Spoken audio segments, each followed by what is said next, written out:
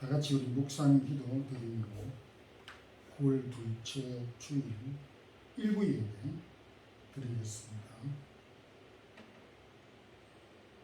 전능하사 천지를 만드신 하나님 아버지를 내가 믿사오며 그 아들 우리 주 예수 그리스도를 믿사오니 이는 성령으로 잉태하사 동정녀 마리아에게 나시고 본요 빌라도에게 고난을 받으사 십자가에 못 박혀 죽으시고 장사한 지 사흘 만에 죽은 자 가운데서 다시 살아나시며 하늘에 오르사 전능하신 하나님 편에 앉아 계시다가 저리로서 산 자와 죽은 자를 심판하러 오시리라. 성령을 믿사오며 거룩한 공회와 성도가 서로 교통하는 것과 죄를 사하여 주시는 것과 몸이 다시 사는 것과 영원히 사는 것을 믿사옵나이다. 아멘. 찬양과 영광을 주께 돌립니다. 오늘도 귀한 성의를 주셔서 기억하고 주의 전에 이르게 하여 주심도 감사합니다. 지금껏 저희들의 걸음들을 인도해 주셨던 주님 찬양 드립니다. 그러나 우리가 현재 여러 가지 염려스럽고 어렵고 힘든 상황 가운데 있사오니 저희들이 실족하지 아니하도록 선한 길로 인도해 주시고 또한 저희들이 주님의 말씀과 약속을 붙잡고 기꺼이 따라가며 섬기며 순종하는 삶을 잘 감당할 수 있기를 원합니다. 오늘도 주의 이름으로 모여 예배드리는 모든 제단마다 심령마다 하나님의 은혜를 부어주시고 갈망하는 심령들을 주님께서 그냥 돌려보내지 마시고 확신과 깨달음과 필요한 것들을 가득 채워갈 수 있기를 원합니다.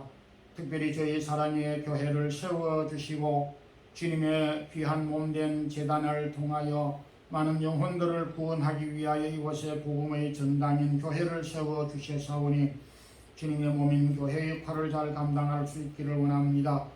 세운 모든 기관과 또 우리에게 허락한 직분과 속하여져 있는 모든 성도들 가정 권속들 한 심령들마다 하나님이 긍휼히 여겨주시기를 원합니다. 코로나와 여러가지 어려운 상황으로 인하여 성도들의 기업하는 일들과 직장과 일터가 주님 약화되지 아니하도록 도와주시고 회복되는 놀라운 은혜를 더하여 주시고 우리의 믿음과 발걸음이 하나님에게로 한 걸음씩 더 가깝게 나아가는 삶이 되도록 해 주옵소서. 오늘도 저희들이 주 앞에 예배를 드립니다. 마음을 열고 우리에게 합당한 말씀을 붙잡게 해 주시고 부족한 종을 세워 주셨사오니 합당한 말씀을 허락하여 주시옵소서. 1부 2부 예외와 녹음으로 방송을 듣는 심령들과 그리고 동영상을 통해 예배를 드리는 모든 무심령들마다 하나님의 은혜를 충만하게 받는 시간 되게 하옵소서. 예수 그리스도 이름으로 기도드리옵나이다. 아멘. 찬송가 305장입니다.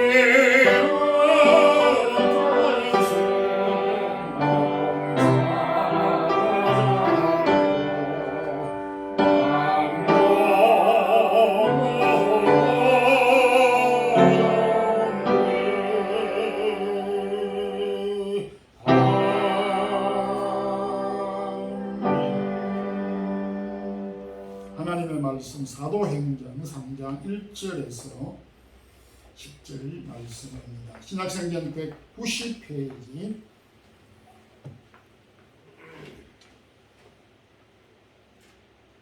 함께 합독하겠습니다. 제9시 기도 시간에 베드로와 요한이 성전에 올라갈새 나면서 못 듣게 된 일을 사람들이 메고오니 이는 성전에 들어가는 사람들에게 구불하기 위하여 날마다 리몬이라는 성전문에 주는 자라.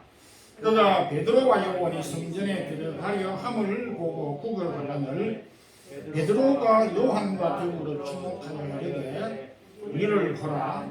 그가 그에게서 무엇을 얻을까 하여 바라보거늘 베드로가 이르되 은과 금은 내게 없더니와 내게 있는 이것을 내게 주노니 나사렛 예수 그리스도의 이름으로 일어나 걸으라 하고 오른손을 잡아 일으키니 발과 발목이 곧 힘을 얻고 뛰어 서서 걸으며 그들과 함께 성전으로 들어가면서 기도하고 뛰기도 하며 하나님을 찬송하니 모든 백성이 그 걷는 것과 하나님을 찬송함을 보고 그가 본래 성전 문에 앉아 구걸하던 사람인 줄 알고 그에게 일어난 일로 인하여 심히 놀라니 여기며 놀라니라.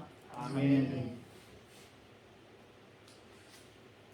우리 말에 척은지심이라는 말이 있습니다. 불교에서 주로 많이 사용하는 용어이지만은 그렇다고 해서 불교인들에게만 적용되는 용어는 아닌 것 같습니다. 즉 불쌍하게 여기는 마음, 연약함에 대한 동정심을 의미합니다. 오늘 이 본문은 척은지심의 정수를, 척은지심의 상황을 만들어서 살아가는 한 사람을 보게 됩니다. 그가 바로 태어나면서 걷지 못하는 한 사람을 오늘 본문에서 소개를 하고 있습니다. 오늘 이 말씀을 통해서 40세에 변화된 사람이라는 제목의 말씀으로 함께 은혜를 나누겠습니다. 본문에 소개되어 있는 이 한 사람은 40년 동안 타인의 도움을 받으며 살아왔습니다. 나면서부터 걷지 못하다 보니까 어차피 타인의 도움이 절실히 필요한 사람이었습니다. 사도행전 4장 22절에 보면 병 나은 이 사람이 약 40여 세가 되었더라. 그 사람의 나이를 성경은 기록하고 있습니다. 타인의 도움을 받는 것도 힘이 어렵습니다. 그런데 그것도 40년 동안 기나긴 세월 동안 받는다는 것은 참혹한 일이고 참 인간의 도리가 아닌 부담을 지우며 사는 그런 생을 살았다고 볼 수가 있습니다. 그는 걷지 못하기 때문에 구걸하는 것조차도 타인의 도움을 받지 않으면 할 수 없는 그런 상황이었습니다. 저는 오늘 이 말씀을 보면서 오늘 우리의 현재 상황들을 돌아보면 참 나는 너무 무능하고 가진 것도 없고 특별한 어떤 달란트나 재능도 없다. 그래서 몸도 건강하지 못하고 허리도 많이 아프고 남들보다 열심도 없고 다리가 아프다. 이런 생각으로 좌절하는 그런 경우들을 보게 됩니다.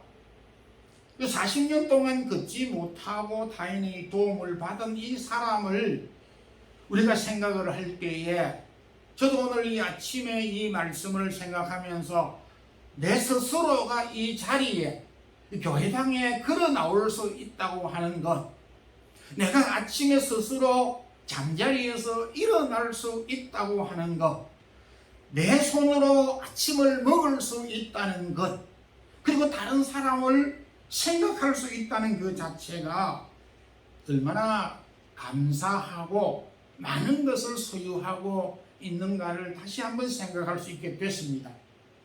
주님은 우리에게 일할 수 없는 때가 온다. 이렇게 말씀을 해 주셨습니다. 참으로 깊이 묵상해야 할 말씀이기도 합니다.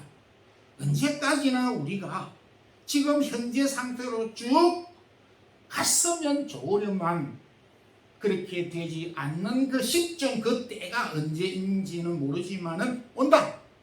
그때를 기억하며 살아야 한다라고 말씀을 해 주셨습니다. 그런데 사람은 정도의 차이는 있지만 살아가면서 본인의 의지와 상관없이 도움을 받으며 살아가야만 되는 정말로 연약한 존재라고 하는 것을 부인할 수가 없습니다. 특히 우리가 태어나면서 부모의 설하에 있으면서 어린 시절에는 무조건 부모의 도움을 받아야 되고 받으며 지나왔던 사실을 부인할 수 없습니다. 성장했다 손치더라도 몸이 불편하거나 병이 들 때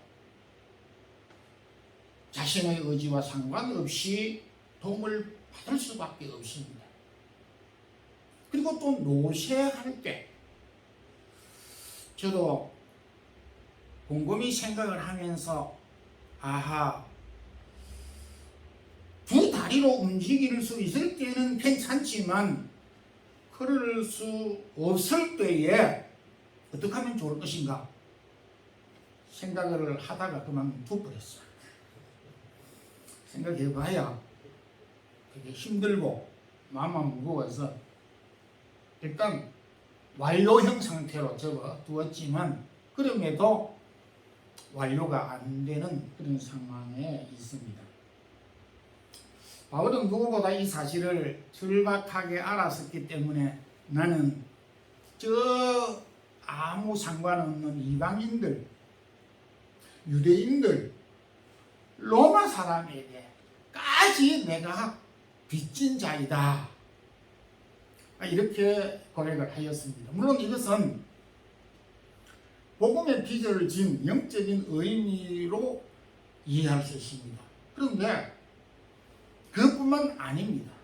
그가 소아시아 지역을 선교 여행을 하면서 데살로니가, 빌립보 여러 등지 교회들에서 선교비를 받고 감사하고 또 그 격려와 위로에 대해서 힘을 얻어서 고백한 심정들을 보게 될 때에 그는 물질적으로도 타인의 빚을 많이 졌던 사실을 부인하지 않고 있습니다. 그래서 시인은 시편 116편 12절에 내가 받은 이 은혜를 내가 무엇으로 도대체 갚아야 할 것인가 고민을 하기도 했습니다.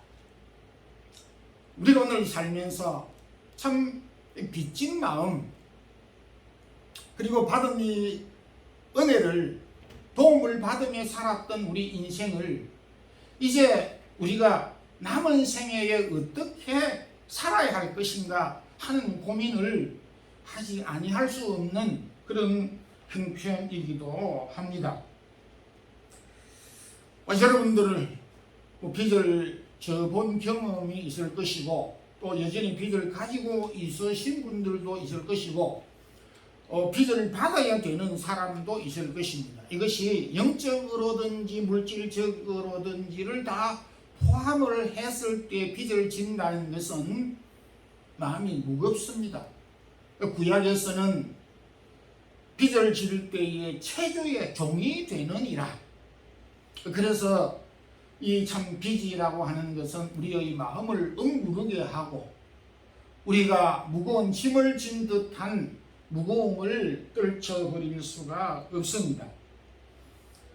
세상 많은 사람들에게 존경을 받았고 지금도 받고 있는 미국의 그 에이브람 링컨 과거의 사람이지만은 그가 참 살아가면서 많은 빚을 졌던 사람 중에 하나로서 나는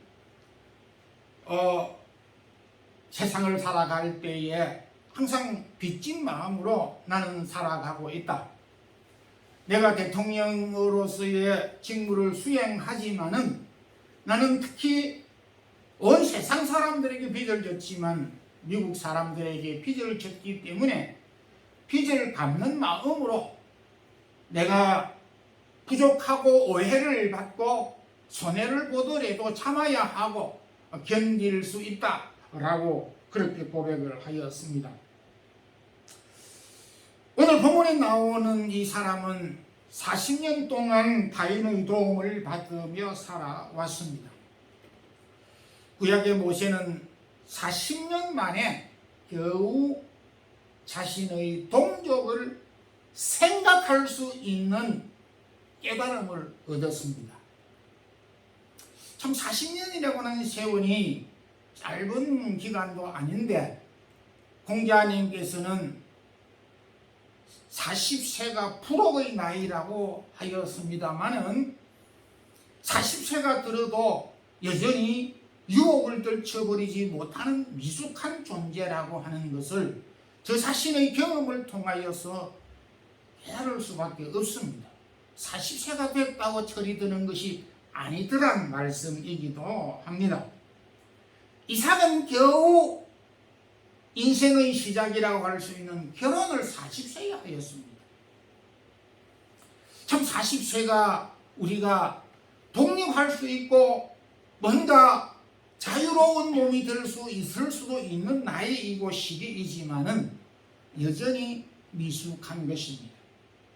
하지만은 이 미숙한 상태를 이제 떨쳐버리고 이제 우리가 도움을 받는 삶에서 도움을 주는 빚을 갚는 그런 삶을 우리의 삶이 펼쳐질 수 있기를 소망합니다. 오늘 본문에서 40년 만에 처음으로 걷게 된 이 사람은 가장 소중한 사람을 40년 만에 처음으로 만났습니다.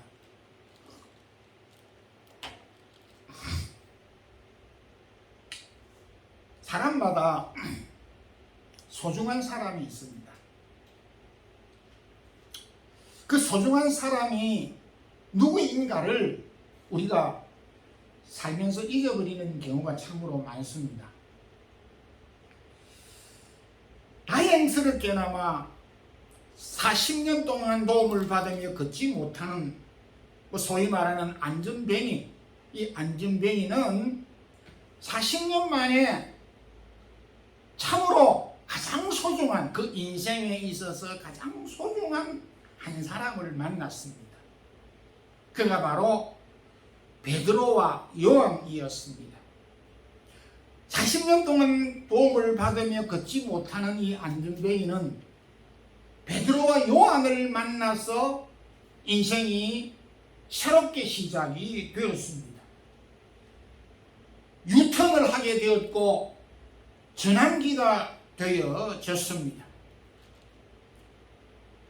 베드로와 요한을 만남으로 앉아있는 상태에서 걸을 수 있게 되었고 그리고 40년 만에 타인의 도움을 받지 않아도 타인의 손과 타인의 눈과 타인의 발걸음을 쳐다보지 아니하고 자율적으로 살아갈 수 있는 동기를 얻게 되었습니다. 40년 만에 처음 만났던 이 안전뱅이는 베드로와 요한을 만남을 통하여서 인생이 참 전환기를 맞이하였는데 그가 만난 베드로와 요한은 어떤 사람입니까? 이 두 사람은 그리스도의 사람이었고 그리스도의 이름을 가지고 있었던 사람이었고 그리스도의 이름을 가지고 능력을 가지고 있었던 사람이고 그리스도가 그 인생에 있어서 가장 최고의 사람이었고 그리스도의 이름으로 모든 것을 줄 수 있다고 확신하는 사람이었습니다. 베드로와 요한은 그리스도 한 분만으로 만족하는 사람이었습니다. 비록 은과 금은 없었지만은 그리스도의 이름으로 내게 줄 수 있다라고 확신하는 사람이었습니다. 오늘 저와 여러분이 20년 만에, 30년 만에, 40년 만에, 50년 만에 만난 사람이 있을 수가 있습니다. 그 많은 만남의 사람 가운데 빼놓을 수 없는 사람이 부부의 만남이고 가족의 만남입니다. 인간관계에 있어서 이 가족의 만남, 우연한 것이 아닌 것입니다.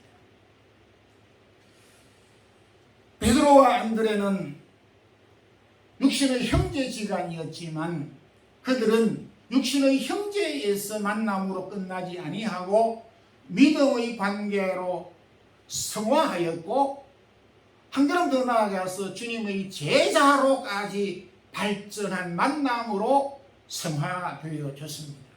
같은 형제간이 형님, 아우, 언니, 동생으로 살아가는 것도 참으로 소중한 일이지만 그것도 믿음의 바탕 위에서 형제간의 만남, 그것도 주님을 따르는 제자로서의 형제간의 만남은 얼마나 값지고 소중한 일인지 모르는 것입니다.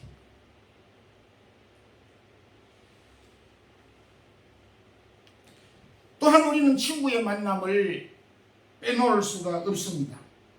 빌립과 나다나엘은 한 동리 사람으로 친구였습니다.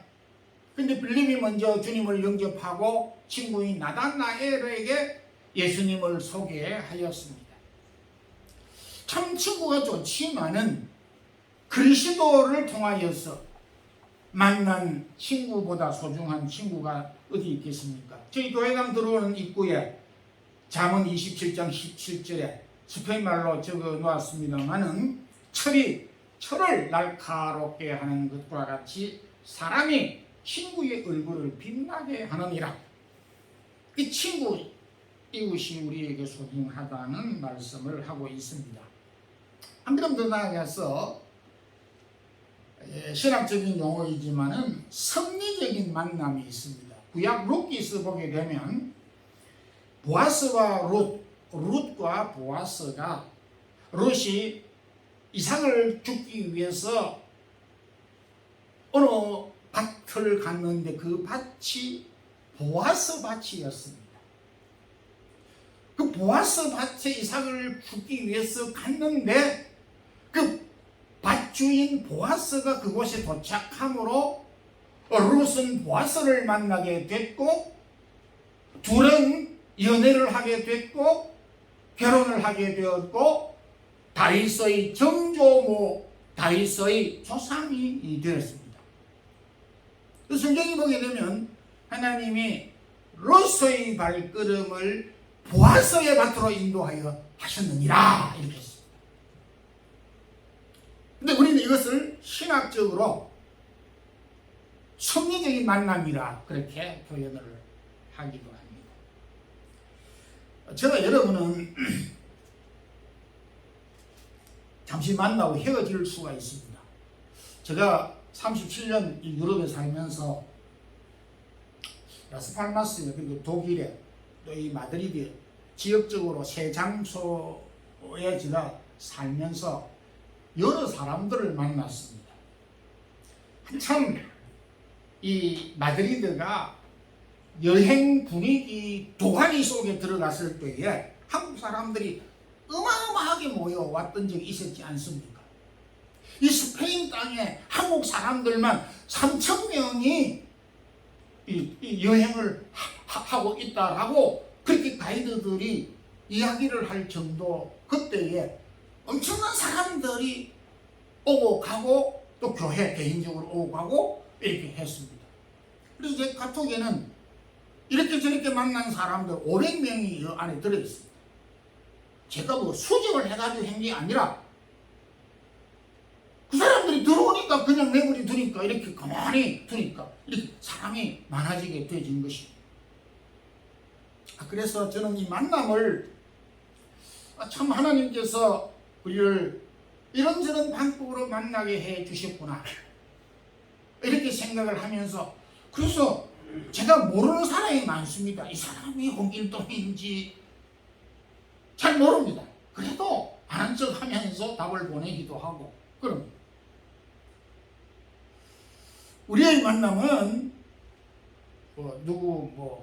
대중가요 우리의 만남은 우연이 아니야 하는 그 가사처럼 알고 했는지 모르고 했는지 우연이 아닌 것입니다. 잠깐 만나다가 헤어질 수 있지만은 형제로 부부로 이웃으로 예수 그리스도의 이름으로 사랑의 교회를 만난 저와 여러분의 만남이 소중한 것은 그 만남의 배후에 하나님의 섭리가 계시기 때문에 소중하다는 것입니다. 대중가요 우리의 만남은 우연이 아니야. 와는 모양은 비슷할 수 있을지만 내용은 어처구니없이 다른 상황인 것이고 그래서 저는 이 만남 그래서 한국으로 가셔더라도 인사를 다 하지 않습니다. 또 만날 수 있고 세상에서 못 만나면 천국에서 만날 수 있으니까 그래서 반점 정도만 잘 가세요. 또 다음에 봅시다. 이렇게 인사를 합니다.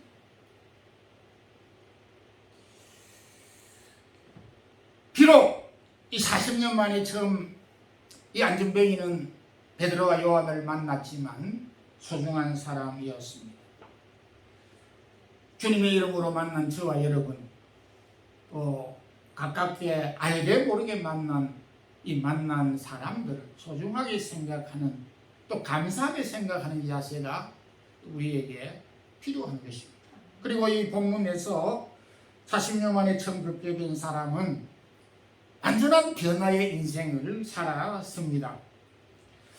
안전뱅이에게 가장 소중한 것은 아무래도 건강하고 걷는 것이었지만은 그가 걷고 건강한 것에 대해서는 별 소중하게 생각을 하지 않았던 것 같습니다. 아니 안 했던 것이라고 하기보다도 포기했던 것 같습니다. 어떻게 내가 걸을 수가 있어? 내가 두 발로 뛸 수가 있고 걸을 수가 있어? 아예 포기를 한 것 아니겠느냐 할 정도로 그에게 조금 더 많은 구걸을 하는 것이 목적이었지 걷기 위해서 건강하기 위해서 노력한 흔적은 볼 수가 없습니다.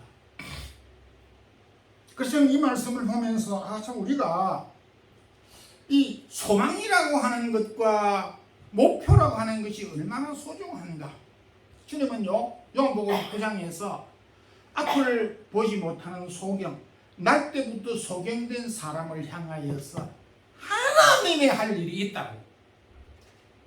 다른 사람들은 부모의 자신의 죄 때문에 소경으로 태어난 것이 아니냐라고 원인을 캐기에 바빴지만은 주님께서는 그 소경을 통하여서 해야 할 일이 있다고 목적의식을 분명히 말씀하셨어요.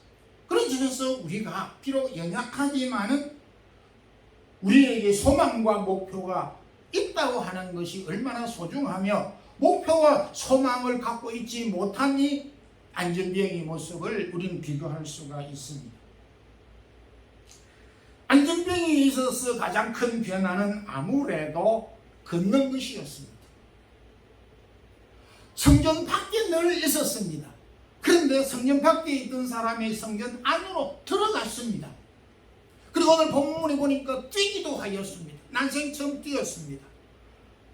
평생 성전 밖에서 다른 사람의 손을 쳐다보던 그가 스스로 자기 발로 성전 안으로 뛰었어요. 걸어서 성전 안으로 들어갔고 그리고 그 안에서 하나님을 찬양하였습니다. 이것이 가장 큰 변화였습니다.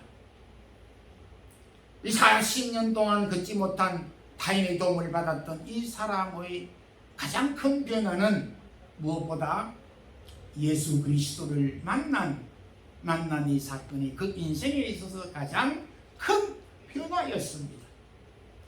가장 훌륭한 중요한 사람을 만난 것이 베드로 요한이었다면 가장 중요한 분을 만난 것은 바로 예수 그리스도였습니다. 예수 그리스도를 만남으로 인하여서 그런 회복이 되어졌고 인생의 변화를 가져왔기 때문입니다. 주님을 만남으로 변화된 삭개오는 만일 내가 네 것을 훔친 것이나 토식한 것이 있으면 사회나 갖겠나이다. 그렇게 지난 과거를 회상하면서 변화된 모습을 보였습니다. 성경은 이것을 회개라 이렇게 설명하고 있습니다. 회개라고 하는 것은 그가 착한 사람이 됐다라고 하는 그런 의미와는 전혀 다른 문제입니다. 훌륭한 사람이 됐다라고 하는 것을 말하는 것이 아닙니다. 하나님에게로 돌아왔다는 것을 성경은 회개라고 말하는 것입니다. 이 삭개오가 세상을 길러 가다가 하나님께로 돌아와 보니까 자신의 행동과 행위가 고쳐야 될 것이 많겠구나라고 해서 그 다음에 고치게 되는 것입니다. 성경은 하나님께로 돌아온 자를 구원받은 자, 성도, 하나님의 자녀라 이렇게 되는 것입니다. 이것이 우리가 그리스도 안에서 변화된 가장 첫 번째 모습이기도 합니다. 여러분, 우리가 지금까지 저도 너무나 많은 비전을 졌습니다. 그래서 마음에 무거움이 큽니다. 그래서 늘 기도할 때마다 주님, 이제 남은 저의 삶의 생애가 빚을 갚는 삶을 살게 하옵소서. 늘상 마음에 이런 눌림을 가지고 기도하고 있습니다. 그래서 저도 계속하여서 이 빚을 갚는 삶을 살아가려고 힘쓰겠습니다. 우리는 외국 땅에서 주님 때문에 사랑의 교회로 인하여서 저 여러분이 만났어요. 헤어질 수 있습니다. 그러나 이 만남의 교회에는 하나님의 섭리가 계시기 때문에 이 만남이 대단히 그 어떤 사람의 만남보다 소중한 것이에요. 이 만남의 소중함을 우리는 감사하며 찬양할 수 있어야 하는 것이며, 주님을 만남으로 인하여서 변화된 삶을 계속하여 살면서 주님을 찬양하고 감사하는 삶을 사는 저와 여러분 될 수 있기를 소망합니다. 기도드리겠습니다. 하나님 아버지, 감사합니다. 40년 동안 타인의 도움을 받으며 살았던 안전뱅이의 삶의 모습을 보면서 우리의 삶을 다시 한번 비춰볼 수 있게 해주셨음을 감사합니다. 바라옵기는 저희들 주 안에서 또 만날 수 있게 해주시고, 이제 빚진 자로 저희가 살아가면서 빚을 갚는 삶을 살면서 주님을 찬양하고 감사하는 삶을 사는 우리 온 성도들 되게 하옵소서. 예수님 이름으로 기도드리옵나이다. 아멘. 316장 1절만 부르겠습니다. 그러면서 준비하신 예물을 하나님에게 드리겠습니다.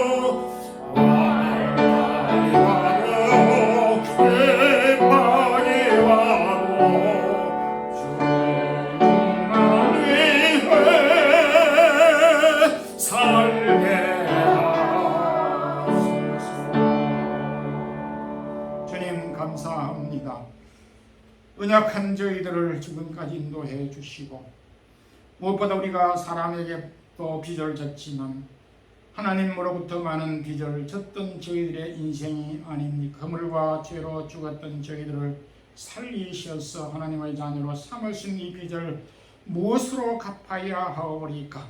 주님 받은 인생을 갚는 인생으로 사는 저희들이 되게 하옵소서. 주의 사랑하는 모든 성도들 가슴에 이 빚진 마음으로 우리의 삶을 즐겁고 희망차고 감사한 마음으로 살아가게 하여 주옵소서. 오늘도 몸과 마음과 시간과 각종 제목을 따라 예물을 드린 주의 사랑하는 성도들의 손길을 축복하시고 기업과 가정과 하는 일들과 사업 터전 위에 은혜를 더하여 주시어서 필요한 것들로 공급해 주시옵소서. 작은 여러 가지 어려운 상황으로 인하여서 우리의 믿음이 무너지지 않게 하여 주시고 한숨 쉬지 않게 하시고 달려갈 수 있게 하시고 목표와 소망을 갖고 걸어갈 수 있는 우리 모든 성도들 되게 하여 주시옵소서. 믿음의 부유한 자로 살아가는 우리 모든 성도들 되게 하옵소서. 주 예수 그리스도의 크신 은혜와 하나님 우리 아버지의 무한하신 사랑과 성령의 교통하심이 빚진 자의 삶을 살아가기로 결심하고 있는 우리 모든 성도들 가정과 주의 사랑하는 모든 종들 가정들을 위해 이제부터 영원토록 함께 있을지어다. 아멘.